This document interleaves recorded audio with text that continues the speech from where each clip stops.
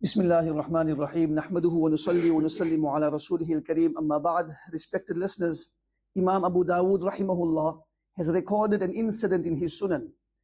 He narrates from Sayyidina Abu Hurairah radiyallahu ta'ala anhu, who says that Rasulullah sallallahu alayhi wasallam related an incident to us. Kana rajulani fi bani Israel mutaakhiyain.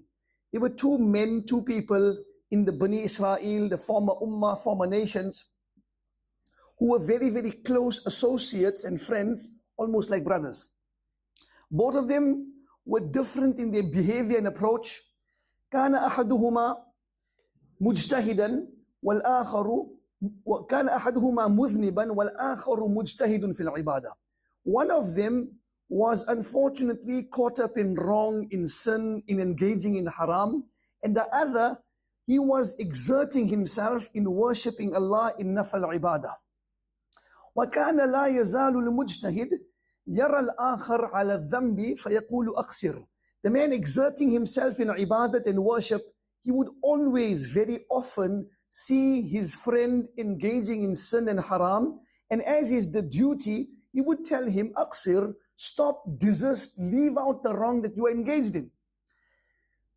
فرآه يوما على ذنب فقال له أقصر. As his usual habit, he saw him doing wrong, and he went up to him and he told him, brother, leave this wrong that you engaged in, stop this haram and this evil. So this person who was engaged in sin, he looked at him, he looked at this pious, outwardly pious person engaging in ibadat. He told him, خَلِّنِي وَرَبِّي, leave me to my Rabb. Leave me to my Rabb. I am wrong, I admit, I confess, and my Rabb knows what I am doing. I am turning to Allah. I have hope Allah will forgive me. Then he mentioned to him, أَبُعِثْتَ عَلَيَّ الرَّقِيبَةِ, I want to ask you a question. You're telling me to stop.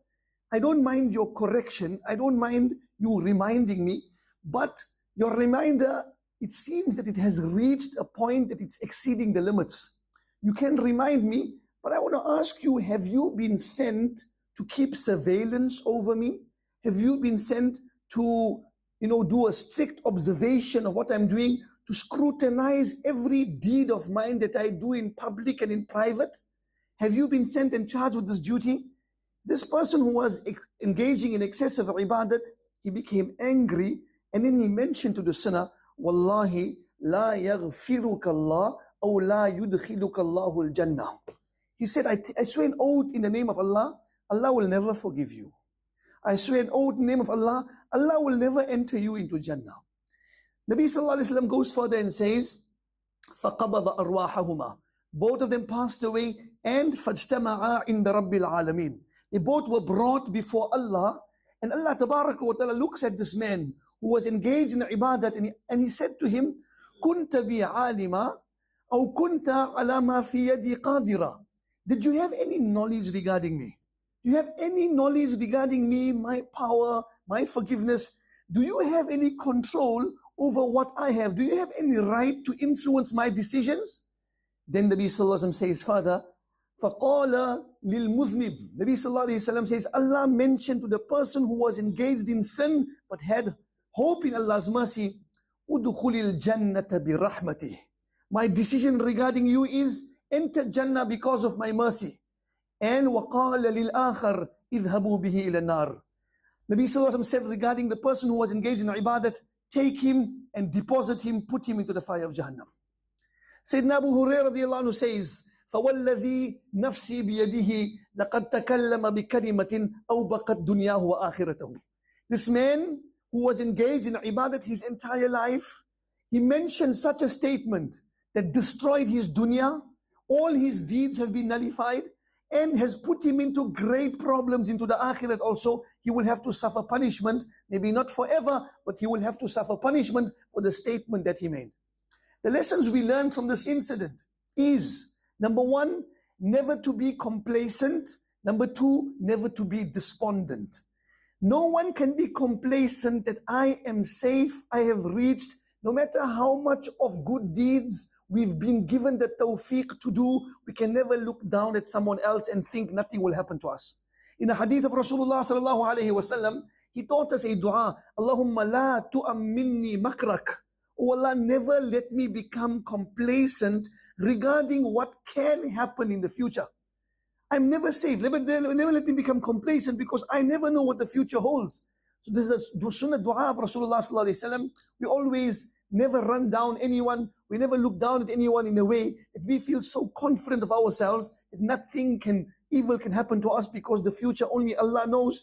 We can be in a comfortable position now, but what can happen to us in the future is only in Allah's hands. May Allah guide and protect every one of us.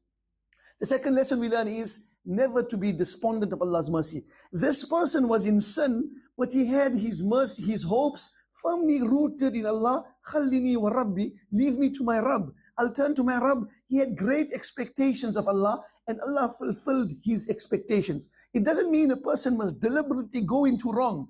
But yes, we do get caught up, and we have firm hope. Allah will forgive us, and Allah Ta'ala loves and appreciates this. Nabi Sallallahu Alaihi Wasallam says in a hadith, sometimes a person loses his camel, he loses whatever possessions he has. And Nabi Sallallahu Alaihi Wasallam gave an elaborate description, but like you and I would lose something and we lose hope of receiving that item. And now we've reached the point, we'll never get it back. Sometimes we've reached the point a person might lose his life. But then he finds that item. How happy does he get? Nabi Sallallahu Alaihi Wasallam says, Allah becomes more happy when a banda turns back to Allah than when a person finds his lost item that he lost hope of ever receiving. So never become despondent of Allah's mercy. And thirdly, when we need to remind and we need to correct people, then our approach has to be extremely polite. It has to be a way. Yes, sometimes they need to be corrected. Sometimes there's a need for a little bit of firmness, but never to look down at the person we are inviting, and never to pass a judgment and decision that's only left in the hands of Allah. To tell someone Allah will never forgive you, to tell someone Allah will never enter you into Jannah, that is the right of Allah. Allah Ta'ala asked this person, do you have any control over my decisions? These are my decisions. You cannot judge, you cannot pass judgment like I would pass. So when we are inviting people, we invite them in a way that we don't exceed the limits and do not exceed the bounds. Just as he needs to be reminded, we need to be guided. He needs to be reminded, we need to be guided. Never can we push someone away so far, because we always should remember, you and I also slip and fall. And as one person mentioned very beautifully, no matter how many steps you've taken away from Allah, even if it be 1,000,000 steps you've moved away from Allah, all it takes is one step to get back to Him. One step to get back. Allah loves that tawbah. So we turn to Allah in tawbah. We never make people feel despondent of Allah's mercy. We have firm hope in His mercy, and we create hope in the hearts of others. We should be correcting the wrong, but never exceed the bounds whilst we're doing it. May Allah Tabaraka wa Ta'ala grant us the tawfiq and ability to have firm hope in His mercy, never to look down at others, and never ever to feel complacent or despondent of Allah's mercy. Wa akhiru da'wana alhamdulillahi rabbil alameen.